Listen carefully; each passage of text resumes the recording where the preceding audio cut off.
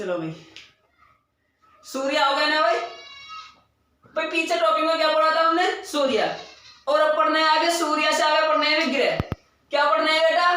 ग्रह। और ग्रह को बोलोगे प्लेनेट। क्या बोलेंगे बेटा? प्लेनेट। तो याद रखना टॉपिक में अब क्या पढ़ना है? ग्रह पढ़ने। अब सुनोगे तो ग्रह होते हैं, ग्रह होते क्या है? तो याद रखना है पहला पॉइंट आपको पता होना चाहिए कि ग्रह किससे कहा जाता है, ग्रह क्या होते हैं। तो देखो भाई, ऐसे खगोलीय पिंड जो सूर्य के चारों तरफ चक्कर लगाते रहते हैं। तो याद रखना बेटा, ऐसे खगोलीय पिंड जो सूर्य के चारों तरफ चक्कर लगाते रहते हैं उन्हें क्या बोलते हैं? ग्रह। क्या बोलते हैं भाई? ग्रह। नेक्स्ट क्वेश्चन याद रखना, अगर बात करें ग्रह का आकार कैसा होता है, तो याद रखना बेटा ग्रह का आकार होता है गोल। कैसा होता है बेटा? गोल। तो याद रखना भाई ग्रह का आकार कैसा होता है? गोल होता है। नेक्स्ट क्वेश्चन भाई, अगर बात करें पहले ग्रह की संख्या कितनी थी? तो याद रखना भाई पहले ग्रह की संख्या थी 9। कितनी थी बेटा? 9। अब बात करें वर्तमान में ग्रहों की संख्या कितनी है? तो याद रखना भाई वर्तमान में ग्रहों की संख्या कितनी है? 8। कितनी है बेटा? 8। तो याद रखना भाई ग्रह क्या होते हैं? ऐसे खगोलीय पिंड जो सूर्य के चारों तरफ चक्कर लगाते रहते हैं उन्हें क्या बोलते हैं? ग्रह। और याद रखना ग्रहों का आकार कैसा होता है? गोल होता है। पहले ग्रहों की संख्या कितनी थी? 9 थी। वर्तमान में कितनी है? 8। अगला क्वेश्चन याद रखना भाई, देखो 9वां ग्रह कौन सा था आपका? यम था। कौन सा बेटा? यम। अब यम ग्रह था, इससे देखो भाई वर्ष 2006 में, कब बेटा? वर्ष 2006 में एक सम्मेलन हुआ था चेक गणराज्य में। कहां पर हुआ था बेटा? चेक गणराज्य। और चेक गणराज्य की राजधानी प्राग में हुआ था। कहां पर हुआ था सम्मेलन? प्राग में। तो इस सम्मेलन में क्या करा था? यम ग्रह को ग्रह की श्रेणी से बाहर कर दिया गया। क्या कर दिया गया? बाहर। और याद रखना यम ग्रह को निकाल कर रखा गया बौने ग्रह की श्रेणी में। कहां पर रखा गया? बौने ग्रह की श्रेणी में। और याद रखना भाई अच्छा क्वेश्चन है, यम ग्रह का वर्तमान नाम। तो याद रखना बेटा यम ग्रह का वर्तमान नाम रखा गया 13, 43, 40। क्या नाम रखा गया वर्तमान में? 13, 43, 40। अगले क्वेश्चन याद रखना, जो यम ग्रह होता है, यम ग्रह को निकाला क्यों गया था ग्रह की श्रेणी से? क्योंकि देखो भाई ग्रह को घूमने के लिए अपनी एक निश्चित कक्षा होती है। क्या होती है बेटा? कक्षा। तो सीधी सी बात है भाई, जब ग्रह को घूमने के लिए अपनी एक निश्चित कक्षा होती है तो यम ग्रह क्या करता था? यम ग्रह अपनी कक्षा में चक्कर लगाता था, साथ साथ वरुण ग्रह की कक्षा में भी चक्कर लगाता था। यानी अपने घर में रहना और दूसरे के घर में झांकना किसका प्रमुख कार्य था? यम का। यानी यम ग्रह का कैरेक्टर कैसा था? लेस था, इसीलिए इसे ग्रह की श्रेणी से क्या कर दिया गया? बाहर। और वर्तमान में से कहां पर रखा गया? बौने ग्रह की श्रेणी में। और वर्तमान में यम ग्रह का क्या नाम है? 13, 43, 40। तो याद रखना भाई पहले ग्रह की संख्या कितनी थी? 9 थी। वर्तमान में ग्रह की संख्या 8। यम ग्रह को ग्रह की श्रेणी से कब निकाला गया? 2006 में। और सम्मेलन कौन से देश में हुआ था? चेक गणराज्य। चेक गणराज्य की कौन सी राजधानी में? प्राग में। और याद रखना भाई क्यों निकाला गया था? क्योंकि यम ग्रह किस ग्रह की कक्षा में चक्कर लगाता था? वरुण ग्रह की। इसलिए यम ग्रह को क्या कर दिया? ग्रह की श्रेणी से बाहर। और वर्तमान में इसे कहां पर रखा गया? बौने ग्रह की श्रेणी में। और वर्तमान में इसका क्या नाम रखा गया? 13, 43, 40। तो याद रखना भाई आज ग्रह पढ़ने 8 के 8 जो आपके सूर्य के चारों तरफ चक्कर लगाते हैं।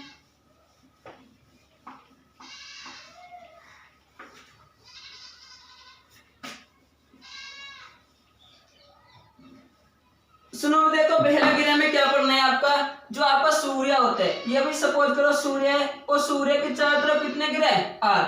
पहला होता है आपका बुध ग्रह, दूसरा होता है आपका शुक्र ग्रह, तीसरा होता है आपका पृथ्वी ग्रह, और चौथा होता है आपका मंगल ग्रह, और पांचवा बृहस्पति ग्रह, और छठा शनि, और सातवां अरुण, और 8वां वरुण।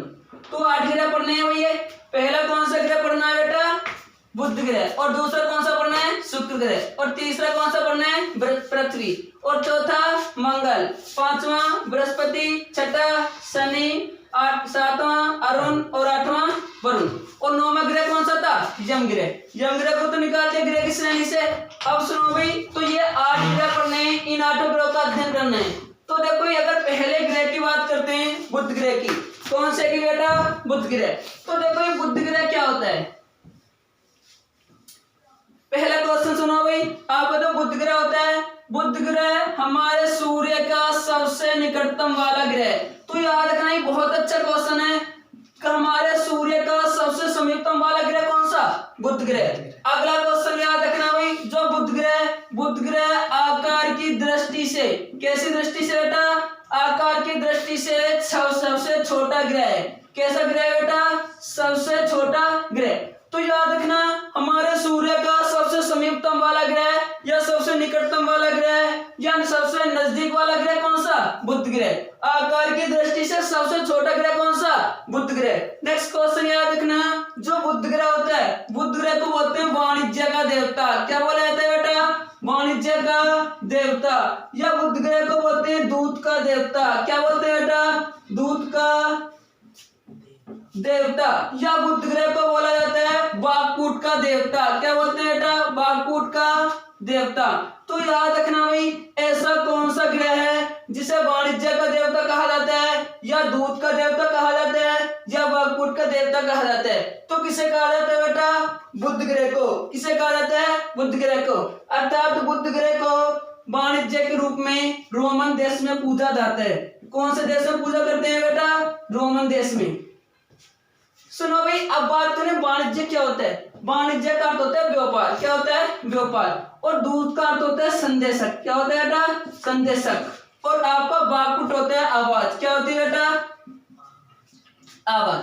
तो याद रखना भाई, रोमन देश में बुध ग्रह को वाणिज्य व्यापार के रूप में पूजते हैं, दूध संदेशक के रूप में पूजते हैं और बागकूट आवाज के रूप में पूजा जाता है। नेक्स्ट क्वेश्चन याद रखना, जो आपका बुध ग्रह होता है, बुध ग्रह पर रातें बर्फीली होती हैं। कैसी होती है बेटा? बर्फीली। तो याद रखना बुध ग्रह पर रातें कैसी?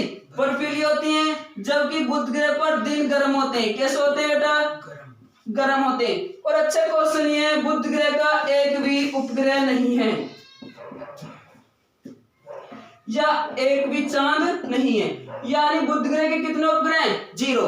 बुध ग्रह के कितने चांद हैं? 0। नेक्स्ट क्वेश्चन याद रखना, बुध ग्रह एक ऐसा उपग्रह जिसका वार्षिक तापांतर, कैसा बेटा? वार्षिक तापांतर सभी ग्रहों में सबसे ज्यादा होता है और इसका वार्षिक तापांतर होता है 560 डिग्री सेल्सियस। तो याद रखना भाई, ऐसा कौन सा ग्रह है जिसका वार्षिक तापांतर सभी ग्रहों में सबसे अधिक होता है? तो कौन सा ग्रह है बेटा? बुध ग्रह। और इसका वार्षिक तापांतर कितना है? 560 डिग्री सेल्सियस। अब बात करें भाई, बुध ग्रह का परिक्रमण काल कितना होता है? अर्थात बुध ग्रह सूर्य का एक चक्कर लगाने में कितना समय लेता है? तो याद रखना बुध ग्रह का परिक्रमण काल होता है 88 दिन। कितने दिन होता है बेटा? 88 दिन। इसका अर्थ होता है कि बुध ग्रह सूर्य का एक चक्कर 88 दिन में लगा लेता है। कितने दिन में लगा लेता है? 88 दिन में। और याद रखना, जब बुध ग्रह सूर्य का एक चक्कर 88 दिन में लगाता है, इसीलिए बुध ग्रह पर एक साल भी 88 दिन की होती है। एक वर्ष भी कितने दिन की होती है बेटा? 88 दिन की। अब बात करें बुध ग्रह का परिभ्रमण काल कितना होता है? तो बुध ग्रह का परिभ्रमण काल होता है 90 दिन। कितना होता है बेटा? 90 दिन। अर्थात इसका अर्थ होता है बुध ग्रह अपने अक्ष पर घूमने में 90 दिन का समय लेता है। कितना समय लेता है बेटा? 90 दिन का। तो याद रखना भाई, बुध ग्रह का परिक्रमण काल कितना है? 88 दिन। बुध ग्रह पर एक वर्ष कितने दिन की? 88 दिन की। बुध ग्रह का परिभ्रमण काल कितना? 90 दिन। बुध ग्रह अपने अक्ष पर घूमने में कितना समय लेता है? 90 दिन का। ऐसा कौन सा ग्रह है जिसका वार्षिक तापांतर सभी ग्रहों में सबसे अधिक हो? बुध ग्रह। अब बुध ग्रह का वार्षिक तापांतर कितना होता है? 560 डिग्री सेल्सियस। बुध ग्रह के कितने चांद होते हैं? 0 होते हैं। और बुध ग्रह के कितने उपग्रह होते हैं? 0 होते हैं। तो उपग्रह को ही हम क्या बोलते हैं? चांद। अगला क्वेश्चन याद रखना, बुध ग्रह पर रातें कैसी? बर्फीली होती हैं और दिन कैसे होते हैं? गर्म होते हैं। वाणिज्य का देवता किसे बोलते हैं? बुध ग्रह को। दूध का देवता किसे बोलते हैं? बुध ग्रह को। या बागकूट का देवता? बुध ग्रह को। आकार की दृष्टि से सबसे छोटा ग्रह? बुध ग्रह। और सूर्य के सबसे निकटतम वाला ग्रह? बुध ग्रह। हमारे सौर मंडल का सबसे छोटा ग्रह? बुध ग्रह। और इंग्लिश में बुध ग्रह को बोलते हैं मरकरी। क्या बोला जाता है बेटा? मरकरी। क्या बोलते हैं जी? मरकरी। तो इतना याद रखना भाई, कितने ग्रह पढ़ लिए? एक। अब बात करें दूसरे ग्रह की, यानी इसके बाद आता है आपका शुक्र ग्रह। कौन सा आता है बेटा? शुक्र ग्रह। तो याद रखना भाई, आपका तो बुध ग्रह था, बुध ग्रह हो गया आपका कंप्लीट। अब पढ़ेंगे शुक्र ग्रह को। क्या पढ़ना है बेटा? शुक्र ग्रह।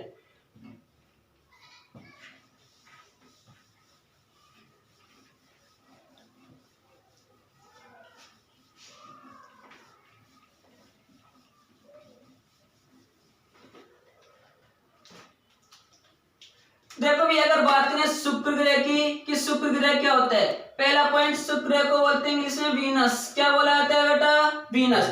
नेक्स्ट क्वेश्चन याद रखना, जो शुक्र ग्रह होता है, शुक्र ग्रह पर सबसे ज्यादा मात्रा में, सबसे अधिक मात्रा में एक गैस पाई जाती है और उस गैस का नाम है CO2। क्या नाम बेटा? CO2।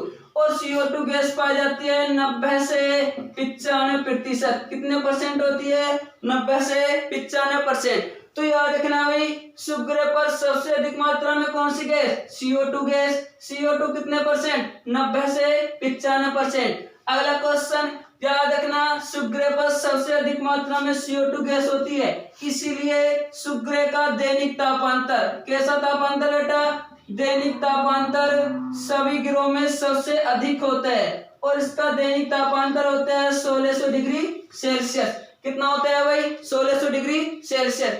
इसीलिए शुक्र ग्रह को बोला जाता है सबसे गर्म ग्रह।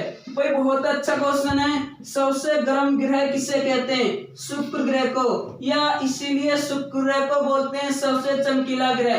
कैसा कहा जाता है बेटा? चमकीला ग्रह। या इसीलिए शुक्र ग्रह को बोलते हैं सौर कुकर की दशाएं।